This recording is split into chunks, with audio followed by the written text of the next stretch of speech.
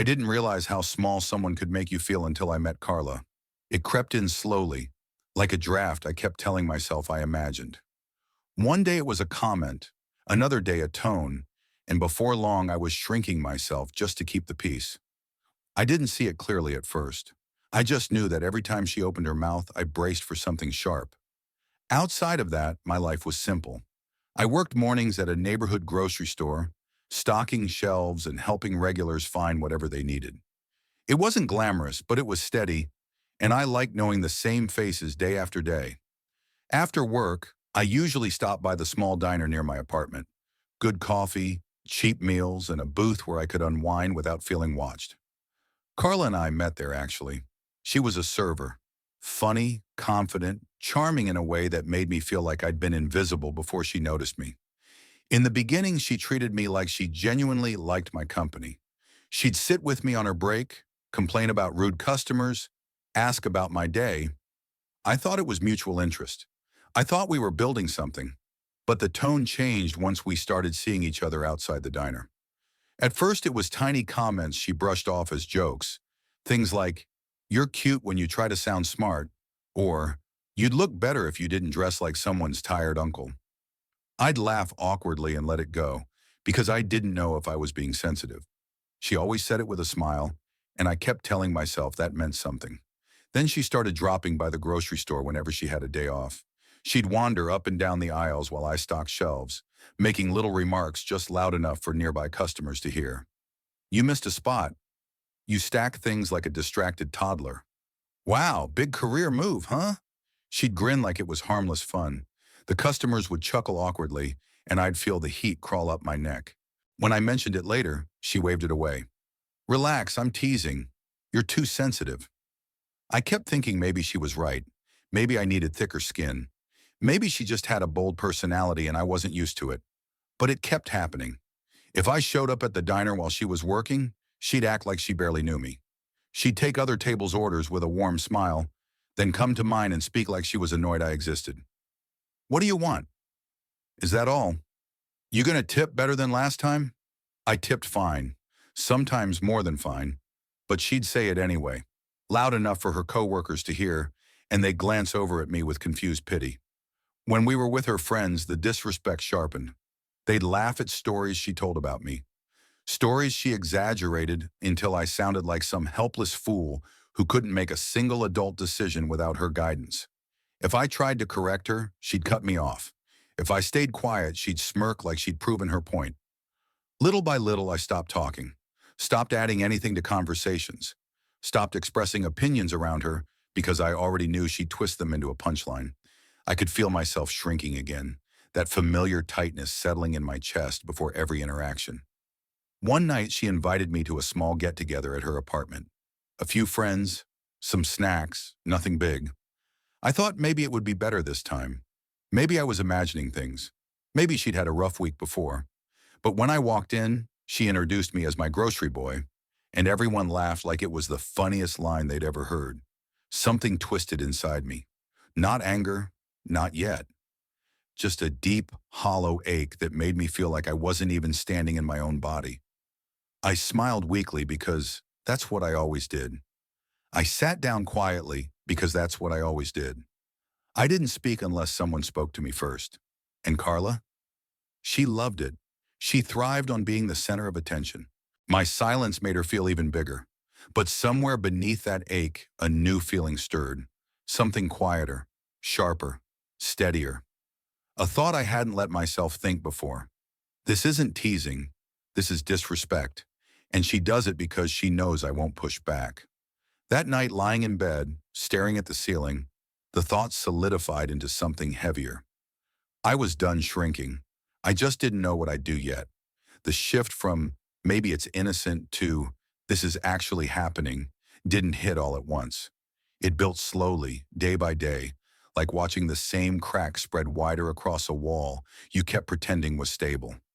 After that get-together, every comment from Carla felt sharper, less disguised. Maybe she sensed I was pulling back. Maybe she just got comfortable enough to stop pretending. The next morning, she came into the grocery store again. I was stacking canned fruit on an end cap when she strutted up behind me and nudged my shoulder with her foot, as if I were some employee she needed to jolt into action. "Hey," she said loudly, "you missed the whole top row. Seriously? How do you mess this up?" A couple walking by glanced over. I felt my stomach dip. I forced a polite smile and kept stacking. "You're welcome," she added, like she'd done me a favor by humiliating me. Later, when I clocked out and walked to the diner for lunch, she was there behind the counter. Her mood flipped instantly when she saw I wasn't smiling. "Oh, come on," she said, tossing a rag over her shoulder. "You're not mad about that, are you? You're way too sensitive. Toughen up a little. It's embarrassing watching you get upset about harmless teasing." Harmless, embarrassing, sensitive. Those words stuck to me like sticky notes I never asked for. I didn't argue. I just sat at the counter, ate quietly, and left early. Somehow that made things worse. That evening, she called me and launched into a rant about how moody I'd been all day. "You act like the whole world's attacking you," she complained. "It's exhausting. I can't babysit your feelings every minute." It was ironic considering she seemed to spend most of her energy poking, prodding, and testing my reactions like they were some personal entertainment. For the next week, her disrespect escalated. It wasn't even subtle anymore. If I texted her, she'd reply hours later with something like, "Busy, chill." If I invited her to take a walk or grab dinner, she'd respond, "Can you not be clingy today?" If I didn't invite her, wow, guess I'm not important anymore. Every day she found a way to twist something, and every conversation left me feeling smaller. She criticized my clothes, my job, my apartment, my car, even the way I held a conversation. None of her friends worked glamorous jobs either, but she spoke like I should be ashamed of mine. The breaking point came on a Friday night. She'd asked me to help her pick up a used cabinet someone was selling across town. I agreed, thinking maybe we'd have a calm evening. When we arrived, the seller, a middle-aged guy with a friendly smile, offered to help load it into my car. Carla laughed and said, "Oh, he's pretty much useless with anything heavy. Better if you handle it." I froze. The guy looked at me like he wasn't sure if he should laugh or apologize. I forced a tight smile and helped anyway, even though I could have easily lifted the damn thing alone. On the drive back, she kept going. "You know, maybe you should start working out or something," she said, scrolling on her phone. "I mean, it's not my fault you get winded so easily." I didn't get winded. She just liked the sound of her own insults. It was then, somewhere between the stoplight and her apartment, that something inside me clicked into place. Not rage, not dramatic heartbreak, just a simple, quiet realization. She enjoys belittling me, and she expects me to keep taking it. She got out of the car and said, "Don't forget to bring the cabinet inside tomorrow. I'm not dealing with that alone." Then she shut the door without waiting for a response. I didn't drive away immediately. I sat there with the engine running, staring at her building, feeling that familiar ache again. But now it wasn't hollow. It was turning into something solid. I wasn't going to yell, or confront her, or demand apologies she'd never mean. No. I'd learned enough from her to know this wouldn't stop because I asked nicely. If she wanted to keep treating me like some quiet, harmless doormat, fine. She wouldn't see what was coming next, because for the first time, I wasn't focused on saving the relationship. I was focused on saving myself. Once I let myself accept who Carla really was, the fog around everything started to lift. It felt like stepping out of a room that had been slowly filling with smoke. I finally saw how much I'd been coughing without noticing. And with that came clarity. Not anger, not revenge fantasies, just a sharper understanding of patterns. Carla needed an audience. Her disrespect only really bloomed when someone else was around to witness it. Alone, she could be civil, even affectionate in her own shallow way. But give her even one pair of extra eyes and she'd twist every interaction into a performance, with me as the punchline.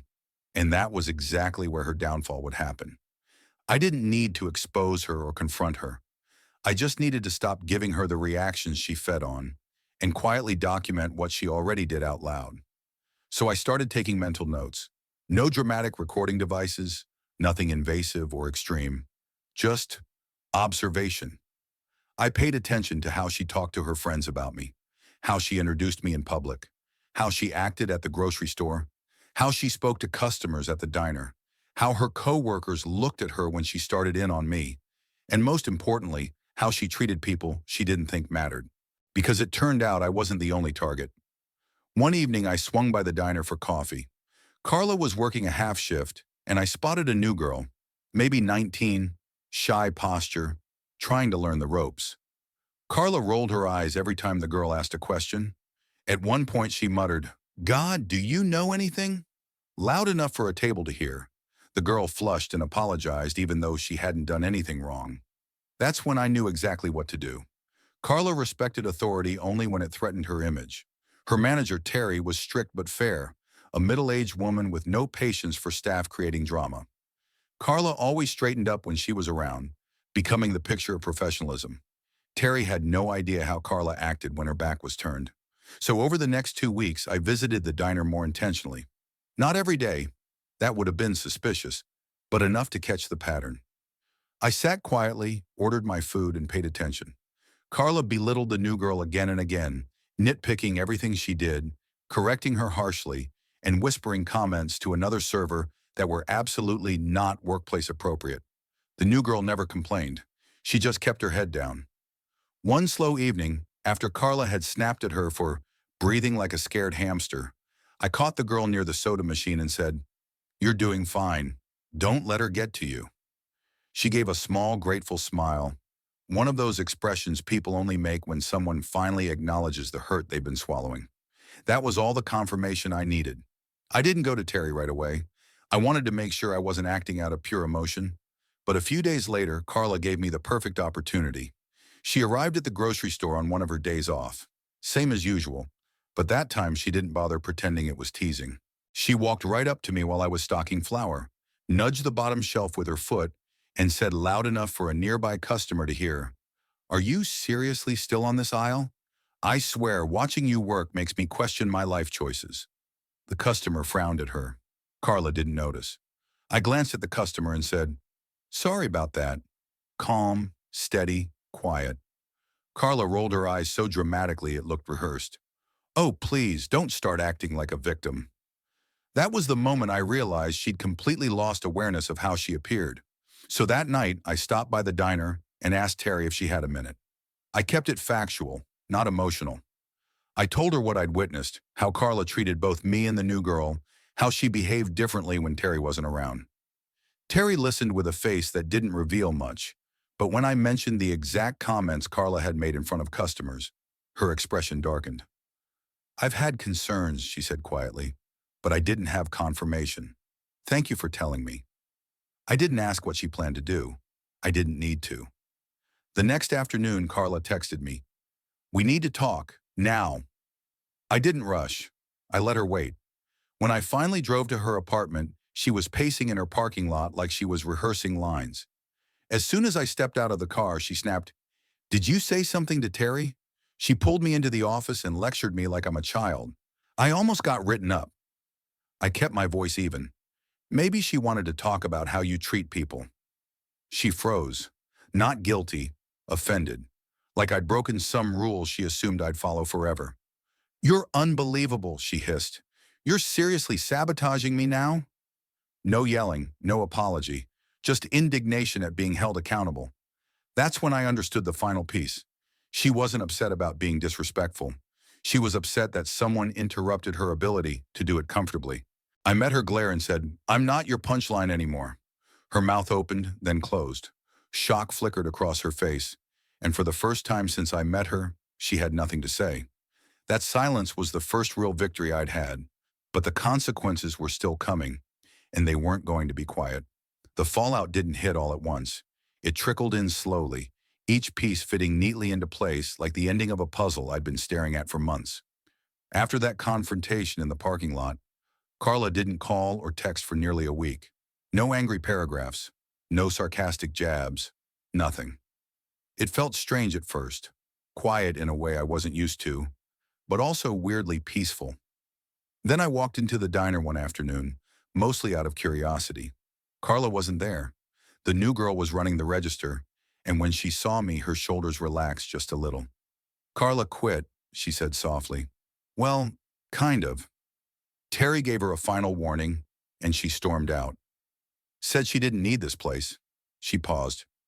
Honestly, everyone breathed easier after she left. I nodded, not smiling, just absorbing it. I hadn't asked for anyone to turn against Carla, and I definitely wasn't there to celebrate. But hearing that the people she made small finally felt some relief, that mattered. Before leaving, Terry stepped out from the kitchen and caught sight of me. "Thank you," she said. Simple, direct. I should have noticed sooner. I told her it wasn't about me, and it wasn't. Carla didn't reach out until a few days later. She showed up outside my apartment without warning, knocking fast enough that the door rattled. When I opened it, she launched straight into speaking, her voice sharp but slightly shaky. "So that's it? You get me in trouble at work, you disappear, and you don't even check in." I leaned against the doorframe, keeping my tone calm. "You embarrassed people for months. Terry just finally saw it." She scoffed, brushing her hair back. "Oh, please, everyone jokes around. You're just too sensitive, and she's a control freak." There it was. No reflection, no accountability, just the same excuses she always used. She stepped closer, lowering her voice. "You need to stop making me look bad." I stepped back. "I didn't make you look bad. You just finally couldn't hide how you act." For a moment, she stared at me like she didn't recognize the person standing in front of her. Like I'd broken whatever version of me she'd built in her head. The quiet, compliant, easily mocked version she counted on. "You've changed," she said. Not an observation, an accusation. "No," I said. "I just stopped letting you shrink me." Her expression flickered. First confusion, then disbelief, then something like anger bleeding into desperation. But eventually she straightened, crossed her arms and said, "Fine, whatever, do what you want." And she walked away. I watched her go, not with satisfaction and not with regret, just clarity. I didn't need her to apologize. I didn't need some dramatic confrontation. I'd already gotten what mattered most, the part of myself I'd been giving away piece by piece without even noticing. In the weeks that followed, things steadied. I slipped back into my routine. I stocked shelves, chatted with regulars, and found myself laughing more genuinely. The diner felt lighter. The new girl gained confidence. Terry started checking in on her staff more closely. Life didn't magically transform. It just became easier to breathe. Some afternoons I'd sit in my usual booth, sipping coffee, thinking about how small the whole thing looked now, but how heavy it had felt at the time. Disrespect doesn't always arrive with shouting or slamming doors. Sometimes it slips in quietly, disguised as teasing, wrapped in familiarity. And it grows until you think the shrinking is normal. But once you finally see it, once the fog clears, the path out becomes obvious. My revenge wasn't dramatic. I didn't ruin Carla's life. I didn't expose her to the world. I just stopped giving her a stage. And losing her audience turned out to be the one consequence she never expected. In the end, the real win wasn't her downfall. It was reclaiming the space she once filled with noise and realizing I could finally hear myself again.